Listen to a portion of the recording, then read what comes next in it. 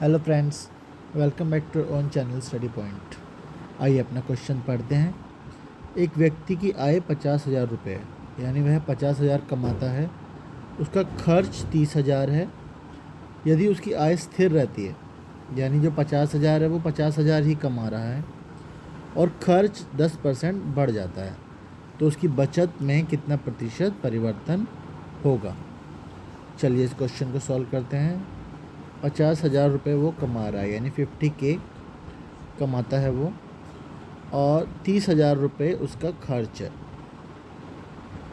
और 30,000 खर्च है तो उसकी बचत हो गई 20,000, यानी 20K। उसके बाद क्वेश्चन में कहता है कि उसका खर्च 10% बढ़ गया, यानी पहले 30,000 कमाता था वो, खर्च करता था 30,000, उसमें 10% वृद्धि हो गई, यानी 30,000 का 10% यहाँ से निकाल लेंगे हम, तो उसकी बचत में कितना प्रतिशत परिवर्तन होगा।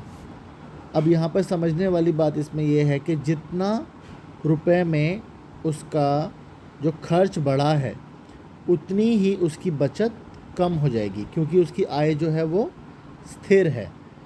यानी कि अगर हम एक बार को मान लें कि उसका जो खर्च है वो 3,000 रुपये बढ़ा है, तो उसकी जो बचत है वो 3,000 रुपये कम हो जाएगी, यानी उसका जो अमाउंट है वो सेम रहेगा। तो हम यहाँ पे लिख सकते हैं 20,000 का जितना भी परसेंट कम हुआ है वो x% अगर कम हुआ है उसकी बचत, तो उसका जो अमाउंट है वो सेम होगा। तो हम इन दोनों को यहाँ पे सेम रखेंगे और जितना प्रतिशत परिवर्तन है वो निकाल लेंगे। ये 100 कट गया, यहाँ से ये 4 जीरो कट जाएंगी, यहाँ से बचा 2 पंजे 10, x का वैल्यू आ गया हमारा 3 पंजे 15%, जो कि है ऑप्शन बी। अब हम इसको देख भी सकते हैं, x का 15% उसका परिवर्तन आया है बचत में।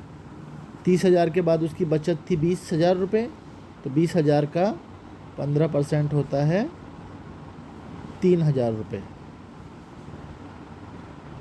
यानी कि उसकी आय स्थिर रही, खर्च 3,000 रुपये बढ़ गया, तो उसकी बचत 3,000 रुपये कम हो गई।